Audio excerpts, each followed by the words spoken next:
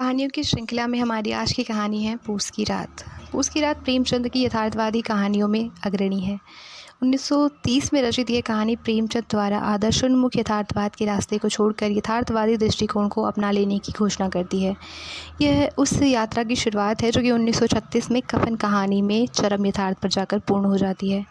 किसान वर्ग हमेशा से ही प्रेमचंद की चिंताओं में शीर्ष पर रहा है और ये कहानी उनकी इसी चिंता का प्रतिनिधित्व करती है। कहानी में मुख्य पात्र हैं हल्कू, मुन्नी और इन दोनों का एक कुत्ता है जिसका नाम है जबरा। तो हल्कू आता है और अपनी पत्नी मुन्नी से कहता है कि जो 3 रुपये रखे हैं लाओ उसे दे दो, मैं पैसे जो है मतलब जो इन लोगों ने पैसे लिए होते हैं दूसरों से उधार, तो वो पैसे मांगने के लिए आता है। तो ये कहता है वो 3 रुपये दे दो, मैं उसे दे देता हूँ और इस तरीके से जो उधार है वो चुकता हो जाएगा और मेरा गला जो है इससे छूटेगा।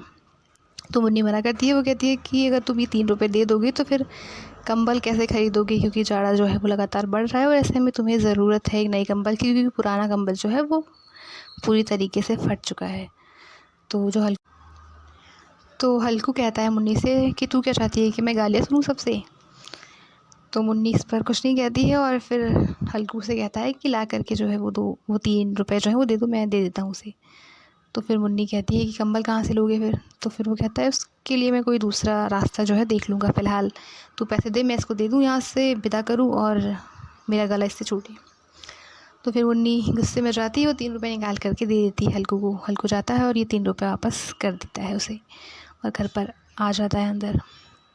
उसके बाद मुन्नी को इस चीज़ पे जो है काफ़ी ज़्यादा बुरा लगता है। वो कहती है कि मैं कहती हूँ कि तुम छोड़ क्यों नहीं देते इस खेती को, मर मर के काम करो, उपज हो तो बाकी दे दो, चलो छुट्टी हुई, बाकी चुकाने के लिए ही तो हमारा जन्म हुआ है।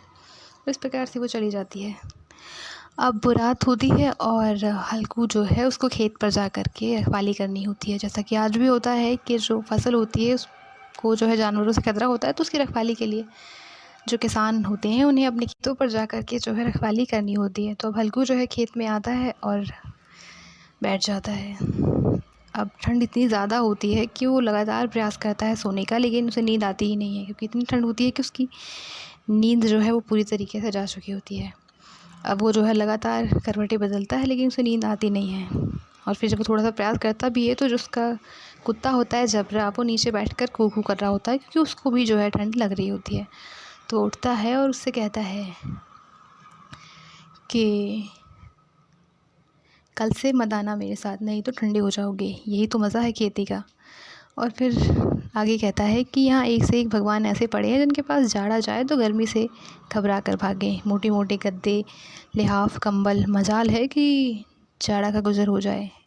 तकदीर की खूबी है, मजूरी हम करें और मज़ा कोई और लूटे।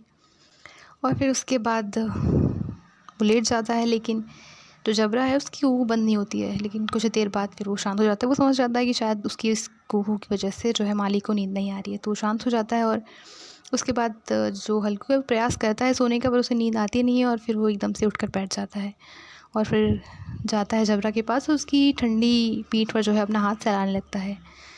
तो जो जबरा होता है वो घुटनों के पास जो है उस आकर के बैठ जाता है। अब उसकी सांसें जो होती हैं जबरा की, वो उसको काफ़ी ज़्यादा गर्म लगती हैं। तो फिर जो हल्कू होता है वो जबरा को उठाता है और अपनी गोद में सुला लेता है।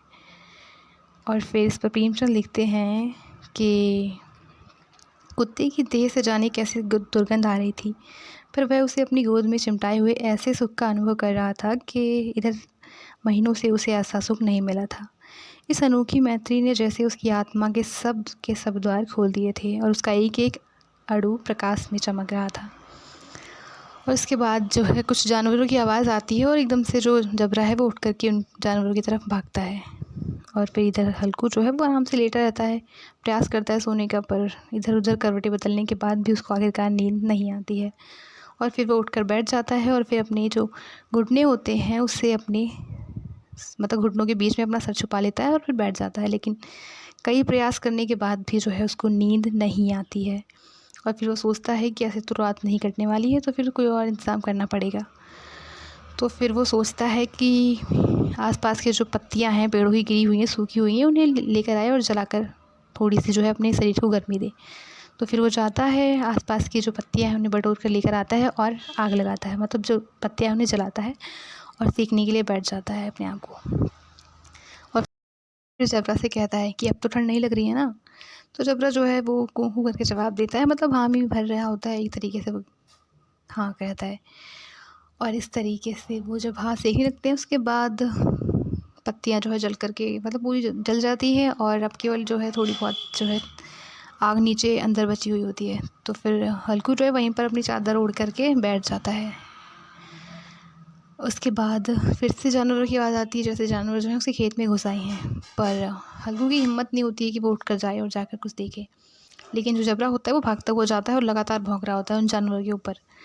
लेकिन हल्कू जो है उसका मन हो ही नहीं रहा है, उसको बिल्कुल आलस सा आ गया है, वो उठना चाहता ही नहीं है वहाँ से।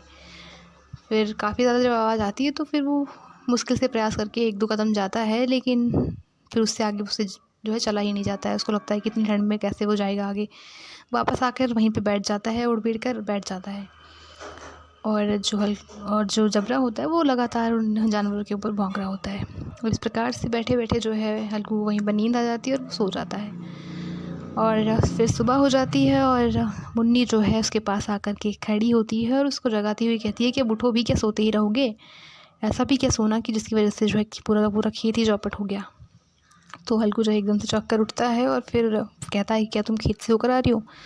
तो वो कहती है कि हाँ। तो फिर वो कहती है, क्या फ़ायदा हुआ तुम्हारे यहाँ सोने का जब खेत पूरा का पूरा चौपट हो गया। और फिर ये सब कुछ देखकर जो मुन्नी होती है वो बहुत ज़्यादा जो है उदास हो जाती है, पर हल्कू जो है सबके बाद काफ़ी ज़्यादा प्रसन्न दिखाई दे रहा होता है।